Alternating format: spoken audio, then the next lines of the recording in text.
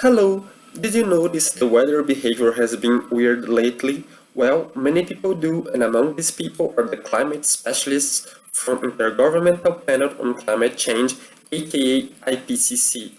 After many studies, this group concluded that warming of the climate system is unequivocal, and since 1950s, many of the observed changes are unprecedented over decades to millennia. The atmosphere and ocean have warmed, the amounts of snow and ice have diminished, sea level has risen, and the concentrations of greenhouse gases have increased. But what all these changes have to do with us? The answer is short and clear: everything. Climate change already affects the whole planet. All species are threatened by them, including humans. Unfortunately, predictions indicate that poor people and countries will suffer climate change impacts more intensely than rich people and wealthier countries. There goes an example from my hometown, Rio de Janeiro city in Brazil. Flooding and landslides are old problems in Rio because the city grew in coastal lowlands surrounded by mountain chains. However, climate change has increased the frequency and intensity of storm surges and summer rains, exacerbating the losses and damages caused by flooding and landslides. Let me show you some pictures taken near my home. I must say that I live in a middle-class neighborhood.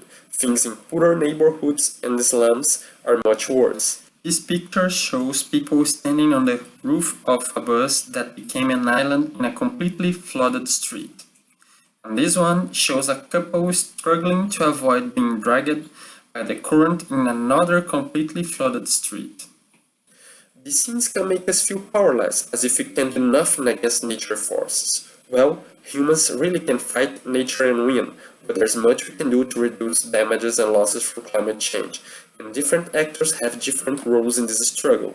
For example, politicians must propose and vote regulatory instruments that reduce GHG emissions and favor adaptation and resilience in their cities and countries.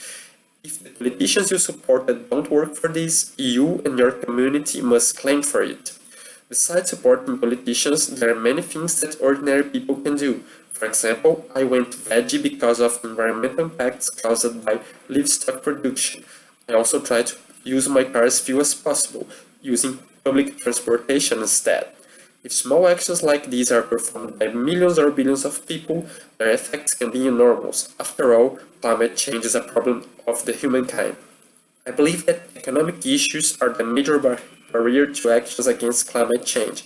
That's why we can't trust that politicians and big companies will simply do the best for the society and the environment. It means we cannot stop pushing them, but we also cannot stop doing our part. We need to act, and we need to act now.